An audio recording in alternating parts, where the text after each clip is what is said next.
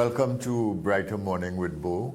I am Bo Tiwari. I'm so glad that you are on this morning. We are on MCTV, Multicultural TV, and U97.5 FM Hot Like Pepper, Multicultural Radio. We are here for your benefit to discuss issues, to talk with people who have something to say and something valuable to contribute. And we deal with all the issues that are important. We deal with topical issues, but we also deal with other issues. Right now, what we have is Budget Day being set on October 4th. So there will be a reading of the budget on that day, and then the bill will be brought for the allocations for the fiscal incentives. And so over the course of the days leading up to that day, we will have a number of people that we are talking to from the business community, from the private sector, from the economics profession, and we will be exploring these issues.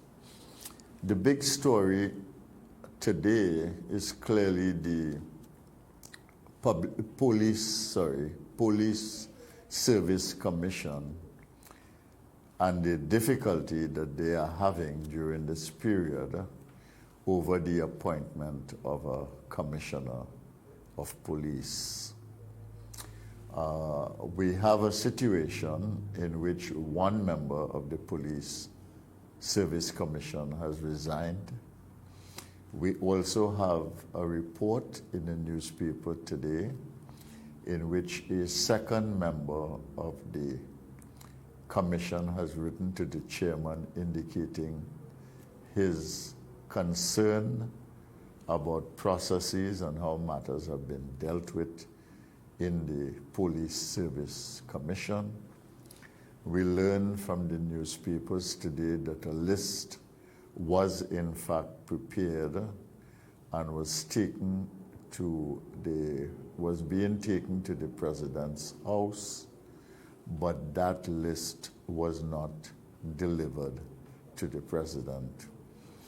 And we have the ongoing impasse of whether there is one acting commissioner or two acting commissioners. We had the Minister of National Security here indicating there can be only one acting commissioner at the time.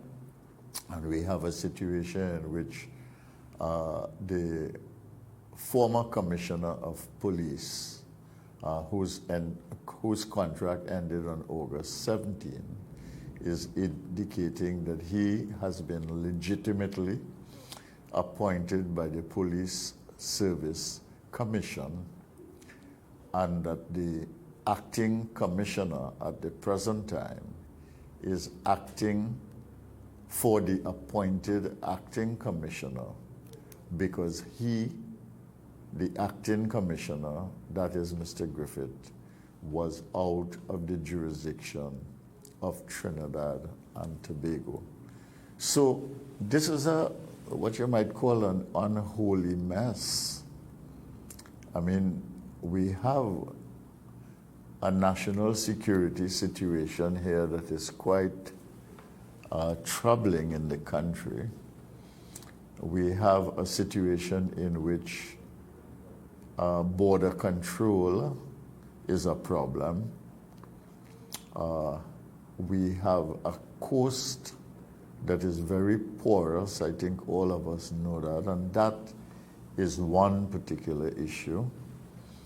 We have the problem of violence in the society and killings, which are occurring almost daily, and there seems to be a heightening of this process over the last 2 or 3 weeks.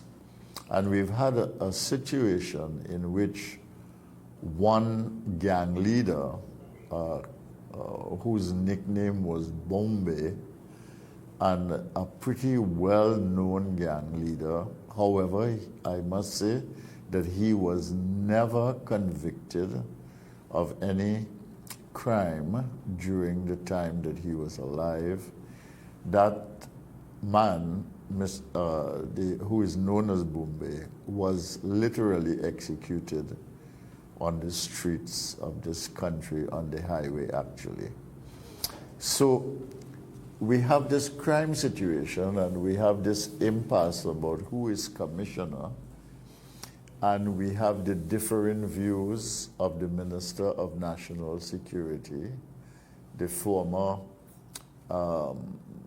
Chief of Police, Mr. Griffith, and we also have as well the continuing impasse in the Police Service Commission, which really does not look good.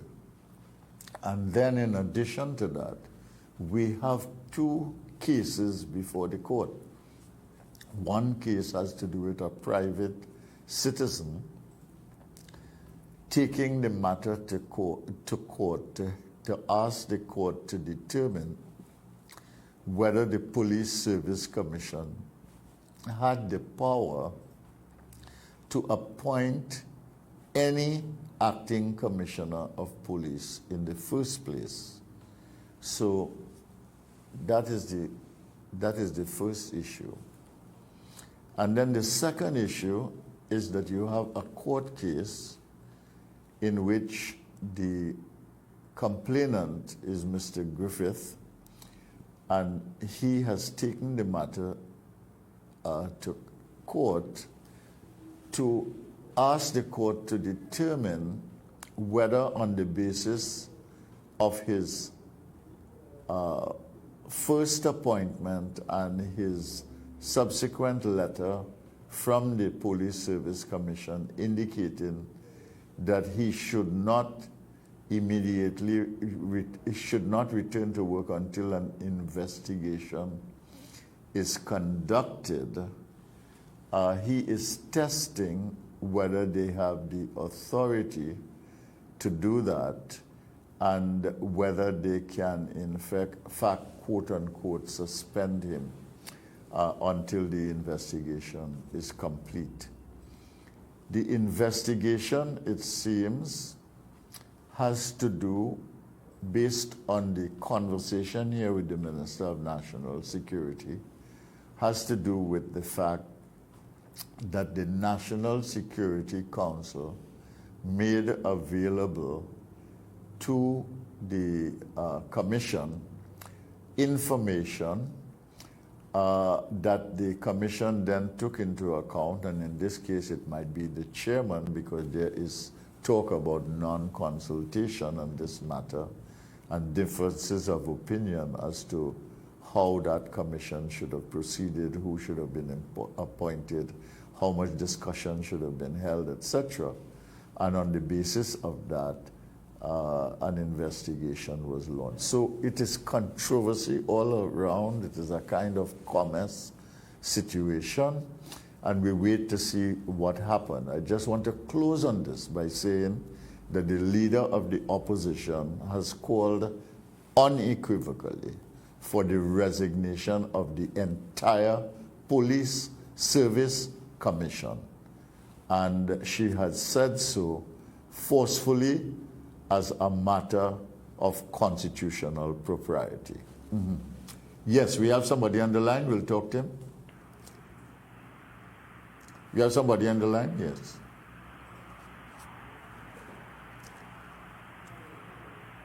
Hello, good morning. Can we? Morning. Morning. On the TV, right?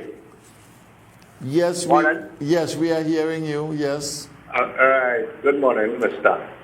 You know why Griffin will get short note? He dig up an old case and lock up the woman, he's paying a woman, and like teach her the mother, and that way dig up, and that way he go out that case. Griffin lock up the woman with the case, the woman will get locked up by the paying a woman. That case was closed, and he opened up the case and lock up the woman. Where Kitradi will do? Kitradi must bust his short. Kitradi must bust his short. You're not to lock up no paying a woman. Thank you this morning. All right. Okay. Well, that is an opinion expressed. We don't know the veracity of the opinion or the facts involved in the opinion. We ask people to express their views freely on the show, so that was an opinion. I will not comment on that because it doesn't seem to me to be rooted in any facts or names or anything. All right. So this morning, our first guest is Mr. Seereeram. Ved is a person involved in agri-business. He's involved in cane farming and other agricultural matters. He is a former banker as well. And he's a very knowledgeable person on finance and economic matters, and has been commenting on public affairs for some time. So we invite Ved now to have a conversation with us. Good morning. Mr. Seereeram, Good morning, how are you? Dr. Good morning. Very good. Very good. Thank you. I've just been thinking that as a result of the COVID, we are now able to communicate in a very efficient manner without clogging the highways. Yeah, well, I mean, there have been some gains, some advances because of COVID, although there have been such terrible consequences. But one of the good things is that the technology, people have learned very swiftly how to apply the technology and to make it work for us. So we're very glad because of the technology we can have you here and talk to you this morning. So, Mr. Seereeram, why don't you, I know that you are involved in agriculture now, why don't you let the people who are watching and who are listening understand what kind of agriculture you are involved in and what you are doing as part of your agricultural business? Yes, thank you. Yeah, well, my dad at one point was the largest cane farmer in Trinidad. So I grew up on a sugarcane farm, and there's a certain amount of attraction, and I think with the way of life itself, I think it's a wonderful way of life which has been virtually destroyed in Trinidad. When my dad died, he left us two estates, very large estates, that's 200 acres plus another 100 acres. I worked to clear out the banking debt, and I took some of the acreage as compensation. I was still working at the bank at the time, and then when I left the bank in 1998, at perhaps the height of my career as managing director of the merchant bank in Citibank, I started to convert some of the sugar lands into trees, which I planted about 40 acres of trees, and I still maintain the small acreage, about five to 10 acres in sugarcane. At the time, Carney was showing What kind signs of of. trees, may I ask, did you plant? Yes, I planted mahogany trees, I planted teak trees, and I tried my hand at the cedar trees, and the apamat. The apamat is growing very well. The cedar is not as promising as we first thought. That's the Colombian cedar. The teak is growing fairly well as well, and the mahogany, surprisingly, I think it takes to the acidic soil, because soil itself is very acidic over the years as a result of constant application of fertilizers. Yes. But then I plant whatever trees I can get. I just got very happy to get actually some baobab plants from Tobago. I looked all over the world trying to get baobab seeds, and I got right here in Tobago. And I planted some of those recently. I also imported some this sandalwood seeds. Three of them germinated, and I planted that as well. Those are very high valued wood. Um, so whatever I get, I experiment. But I'm not an agriculturist in any meaningful sense of the word. But I do experiment with different things. Yes, but you say you have kept 10 acres of land for sugar production. Is that right? Sugar cane Yes, production. yes, And yes. what do I you? still have So you have what I the make. so you have the Yes, trees, and basically you are using that for lumber as inputs into other products. But the sugar cane, what are you doing with the sugar cane? well, I'm making organic sugar, basically wholesome sugars, and in solid form, powdered form, and liquid form. Okay. The liquid form really replaces honey, and the powdered form can be used as normal sugar to replace normal sugar, and the solid ones, commonly known as jaggery in India, it's called papillo in Venezuela, it's called panela in Colombia, rapadura in other countries, Latin countries. Yes. Latin countries are a large consumer of this type of sweetener. Okay, so you do, and is there, I mean, is there a market for what you are doing? Is it as viable and sustainable business? Yes, over the years, that's over 10 years, we have fine-tuned the production quality and so on. So we are very comfortable with that now. The last 2 years really hampered the marketing of it. Hopefully, we have stuck to it. We've stuck to it. I don't need a large number of workforce. Three of us, four of us are able to manage the estate as well as the factory itself. So really, I think I'm on the cusp of making a breakthrough. So hopefully next year will be a much better year. I missed that part. What did you just say? I said hopefully next year will be a much better year Right. because marketing was hampered due to the COVID last year and this year. So do you sell in Trinidad and Tobago only, or do you export as well? Not there have been some companies are interested in the product and they're in the process of evaluating them. All right, okay. All right, very good. Now, the budget is coming up, and one of the issues that has come up over and over again, this is not only for this budget, I think for the last 20 budgets, it must have been an issue, and maybe the 20 before that.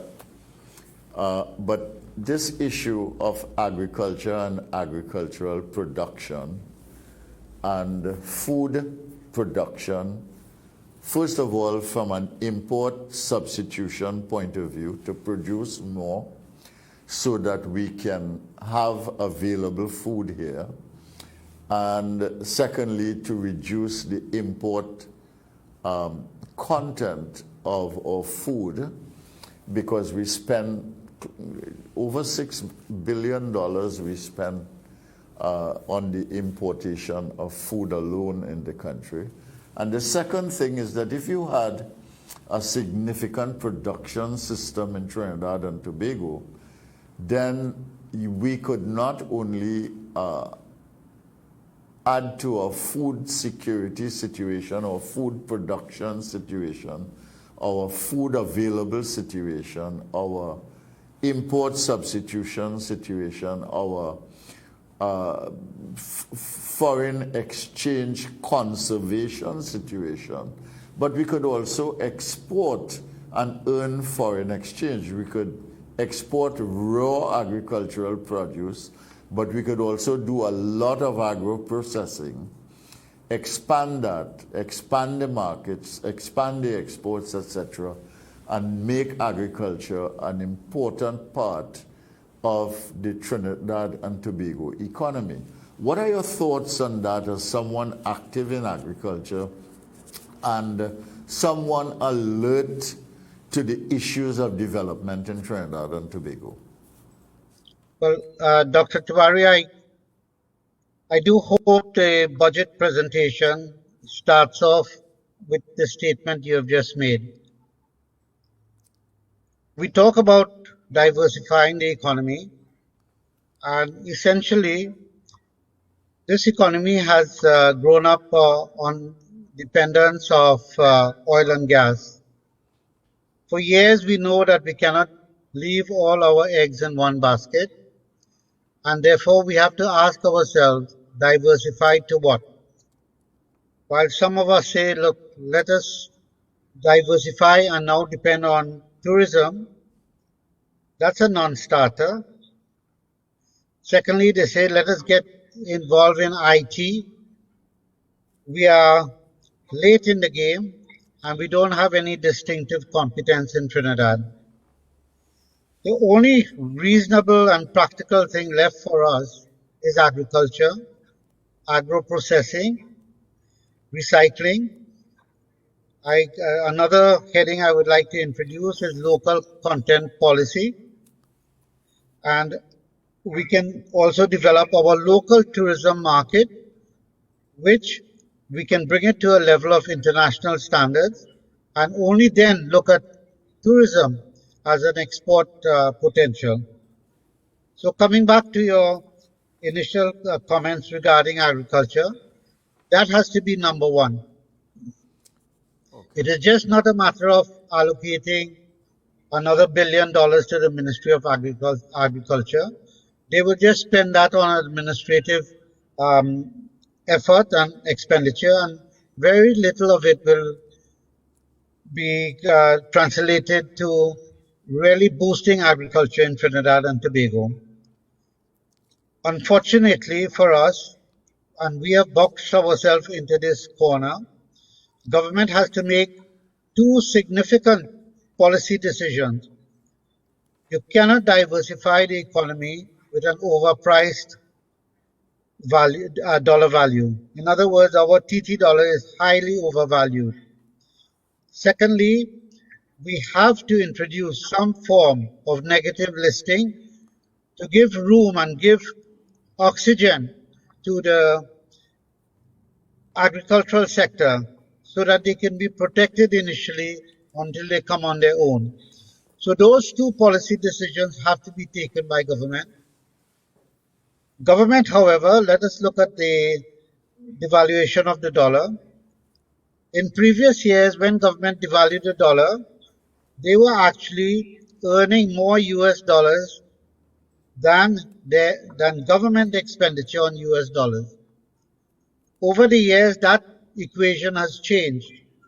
Because of government high US dollar borrowing, their US dollar payments and expenditure may be on par with the US dollar income. If it is the case that the US dollar income is less than the US dollar expenditure, as far as government is concerned, any devaluation is going to cripple their financial position for the simple reason they will have to go and get additional TT dollars to buy US dollars serving debt.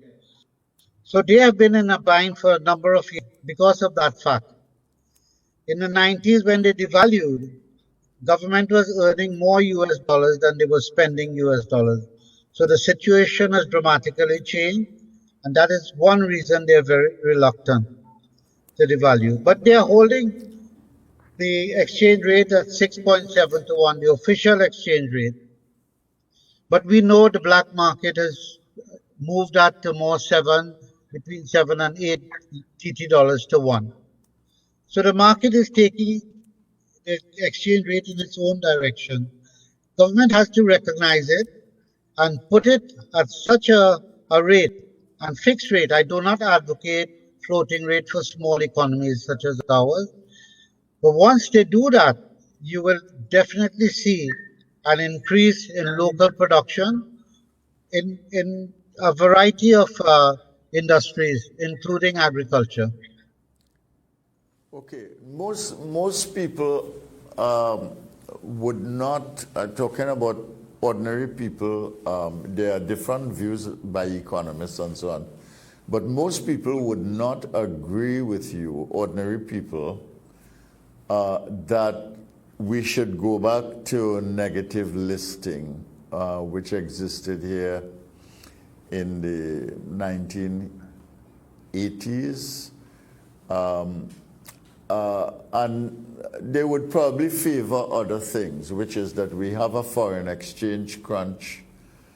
so that if you did not provide the foreign exchange easily, readily to importers, that would then create a vacuum that could be filled by local production. But to actually put things on the list and say we will not import that, etc., in a formal sense, I think most people will be reticent about that. And on the devaluation thing, I think most economists would agree that the dollar is overpriced. But the question is, given our debt situation in US dollars, and the debt is very high, given what it will do to the real price of wages, and given what it will do to purchasing power in the consumer market, and given that we are coming out of this horrible COVID situation in which a lot of people have lost their jobs, they are unemployed, the labor participation rate has been low even before COVID, which means that people do not find it, from their point of view, meaningful to look for work. There is a terrible uncertainty about doing anything to the dollar. And I do take your point that the black market does rage and that the price of the US dollar on the black market is more than the official price by far. You want to comment on what I've just said? Yes. Let me deal with the negative listing first. If you look at Barbados, they have put all chicken on a negative list. So what that does immediately is to protect the local industry that can now supply 100% of the chicken requirement of Barbados. I think they have also put tomatoes and lettuce and so on, certain items. So what it does immediately gives protection to the local producers who are actually producing very competitive prices to supply the local market.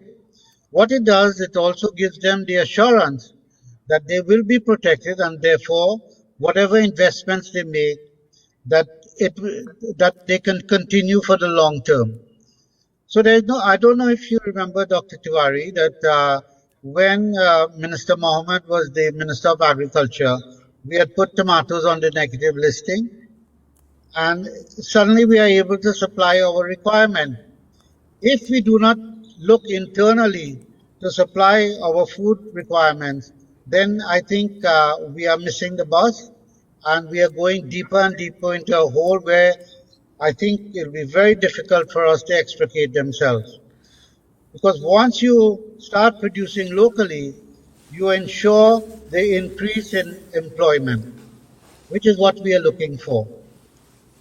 Okay. The second point on all right. Okay. I'll let the you valuation. Go ahead. Go ahead. Yeah. On the second point concerning the exchange rate, I'm asking a question for those who are saying do not devalue the dollar. I'm saying, well, if it's such a good idea to have a strong TT currency, then let us revalue it at 5-1. Why not? Now, when you revalue the dollar and you do not have any reserves available in our foreign reserves, nor the HSF, what's the point of an exchange rate if you do not have inventory? I have potatoes to sell. I have an exchange rate, and this is the price in TT dollars. But if I have no potatoes to sell, I can sell it at a very low price, but when you come to buy, there's none. And this is precisely the predicament we are facing now. You cannot even go to the market, to the banks, and buy US dollars. My understanding, and this was in the 1980s, you could have gone and purchased up to as low as 500 US dollars today to travel. Today, when you go to the banking sector, you can only get about 200 US dollars. So the question I would like to ask, ignoring inflation, are we worse off today than the 1980s? And I think when we answer that question, we will realize the predicament we are in. And the predicament, Dr. Tiwari, is a making of our own. We have no one else to blame except our own. No, I agree with you. I agree with you on that. But let's take the thing. I mean, we have a situation in which the HSF is what, about $6 billion, and we have drawn down on that on several occasions. And the Minister of Finance likes to say that although we have drawn down, we have kept about the same level as we had 5 years ago because of prudent strategic investments.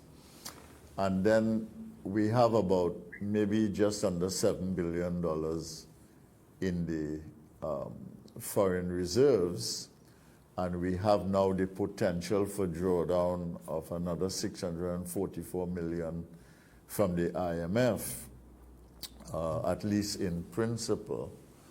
And again, the Minister of Finance says, compared to the other countries in the region, we are doing very, very well.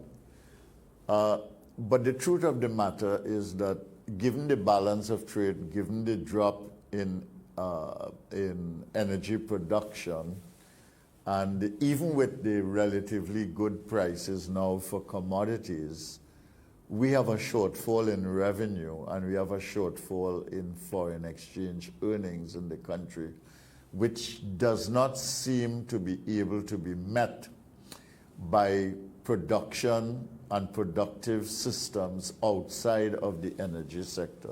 So you are right, we do have a problem. We have a challenge, and it's only a matter of time if we continue in the same way that this challenge is going to become a big problem, and this big problem is going to create a crisis. So some things have to be done.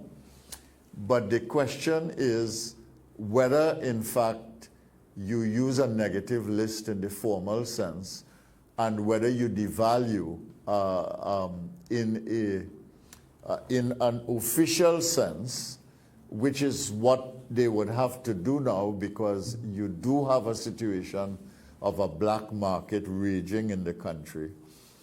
And so for instance, you talk about the production system on tomatoes and so on.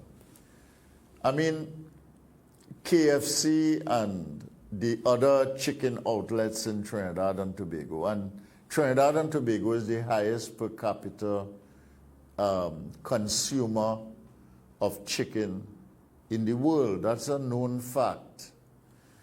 Now, these chicken outlets do very well, but all the additives, the tomatoes, the lettuce, whatever they put into it, etc., and then you have things like McDonald's and so on, all of which are imported. They buy lettuce, they buy tomatoes and so on. Couldn't we tie the local production system to these particular retail outlets, create the conditions for reliable, sustainable, quality supply, and solve some of our problems like this? And there are manifold issues like that that we can draw upon in the country. Dr. Tiwari, you're hitting the solutions for us to move forward. And that's why a category I've identified is a local component to improve the agricultural sector. And let's look at the chicken industry. A large component of the final chicken is imported. A large component of that chicken is based on import. Yeah. The major component of that import is chicken feed. The question now we have to answer very quickly: what is the demand for chicken feed? What are the substitutes for the corn that we are importing? How many tons will be required per annum? What resources will be required, and what particular feed we can grow in Trinidad and Tobago, what resources in terms of land, people, and machinery are required. And once we answer that question theoretically, we can decide now to say, okay, let us look at one, the technical feasibility, and secondly, the financial feasibility. So once we can answer those questions, suddenly now we have opened up new avenues for investments, for employment, and for the mobilization of our local resources. So let's answer one question for now. I don't want to solve the chicken problem at this short interview, but do you know we can grow several alternatives to corn? And we have sorghum, which we used to grow in Trinidad, and that yield per acre in terms of tonnage, we can easily work that out. But can we not at least experiment and put some acreage, maybe 5, 10, 20 acres in sorghum, and see how that works, and provide the feed for the local chicken industry? Let's look at another in terms of the local component. We import about 60 million TT dollars in terms of molasses for Angostura. That we can easily produce here and put the sugarcane farmers back to work. We don't have to set up a sugar industry per se to make sugar, because we can just mill the cane, make the juice, and boil it down into sweet molasses and put it into the Angostura. So there are so many things to be done, and that should be the focus of the coming budget. But you are not going to see it, because the thinking of the government and successive governments, if I may add, are not tied to the land and are not looking at agriculture in a serious way. But I'm saying the solutions are facing us, and we have to understand it, grasp the opportunity, and deal with the level of unemployment in Trinidad and Tobago. Yeah, you're really making the case for agriculture and looking at what we can produce. And by talking about, the whole business of the food industry for animal farming, you've really raised another issue from fish to fowl, really. Because all of those things are they consume a lot of US dollars in importation at a time when scarcity seems to be becoming the norm in terms of the production of all of these commodities. And at a time, because of COVID, where the price of imports is increasing in everything. So that I think you are making a case for making agriculture central to the production process and the economic strategy of Trinidad and Tobago. And then, after you do that, to look at the elements of the value chain and see how we can deal with each one of them in a strategic way. Am I correct? Dr. Tiwari, that is precisely the point I'm making. Let's look at another example. We know the cost of shipping has increased astronomically over the years. We know that. From 4,000 US dollars now is 10 and probably go to 15. We have no control on that. But that will impact on the importation and the cost of, let's say, goat meat or from New Zealand. Are you saying that we farmers in Trinidad and Tobago cannot produce a pound of meat cheaper than in New Zealand? And that is the challenge. So we can bring in the Goat Farmers Association and say, okay, guys, we want to be self-sufficient in this meat within 5 years or 3 years. What do you require? Don't worry about the financial calculations for now. Tell me technically if it can be done. How many pounds we consume a year, how much land we require. We can go to most sophisticated manner of sheep farming and goat farming in terms of intensive farming, how much land we require, what sort of machinery and equipment we require, how much labor required. Give me a plan, and I, the government, will look at it seriously for the simple reason. One, we will create a surety of supply to Trinidad and Tobago. We will immunize ourselves from international vagaries. International inflation is growing by the day. So once we insulate ourselves, and we can use that approach to each commodity that we now consume. The Yeah. technical feasibility, the financial feasibility, the security of supply. Those are the things we should be focusing on. Yeah, I mean, when you think about it really, I think we can produce all our chickens here. And we can produce both the commercial type that is done with these systems of processing, but we can also have what they call a broad free-range chicken, because there are people who would be willing to do that. You could do the same thing with ducks. You could have two types. You could do the same thing with turkey. We could be self-sufficient in goat and sheep production. And if we were able to do that, we could even build export capacity in all of these things. And if you look at the value chain, there are a number of productive strategic interventions that we can make. But I'm afraid I don't get the feeling that the Ministry of Agriculture and the government in terms of policy looks at it in that detailed way. And unless you look at the production system and the chain that flows into that and flows out of that, it's very, very hard to do anything that will make a meaningful difference in agriculture. Now, Mr. Seereeram, we've reached the point where we will have to break for the news.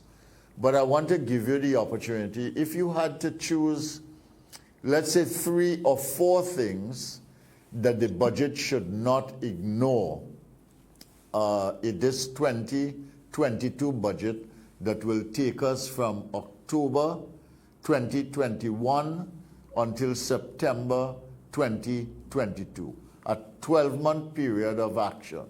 What are the 4 things, let's say 3 more in addition to making agriculture, agricultural production and the value chain central to the process of development? What are the other 3 things that you would include? Yes, certainly. Well, agriculture is one. I want to put agro-processing as a complementary, not necessarily secondary. Yeah.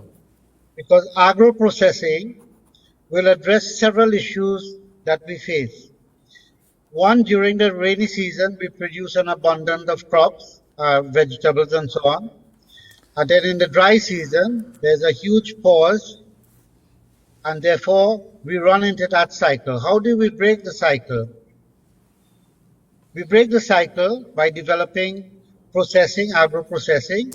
Okay, remember we only have limited time here now. Eh? You don't have time to elaborate, just to say. Yeah. Right. So that is one, agriculture, agro-processing, and recycling. Recycling has to be the third. And then the fourth, I would consider the industries we already have. Let us go and see what kind of local content that we can produce instead of, so therefore import substitution becomes the fourth angle, the fourth limb that should form the basis for the budget. All right, I want to thank you very much for your contribution here. I think you've dealt well with what you yourself are doing, so you are not talking only theoretically, and you are doing something on your piece of land that is valuable and has sustainability in it. Secondly, you talked about agriculture as the centerpiece. And thirdly, you made 3 suggestions agro-processing to complement agricultural production, recycling as a partner entity with that, and the element of local content to deal with the import substitution issue, which would both save foreign exchange and increase the number of jobs and improve local production. I want to thank you very much for your contribution this morning. Good to talk to you, Ved. Yes, thank you. Would you need me after the break or that's it? No, that's it, and we go on to a second Yes. discussant. Well, thank you for the opportunity and best wishes. Good. We'll have you on again another time, maybe after the budget. Okay. Then. Yes, thank you.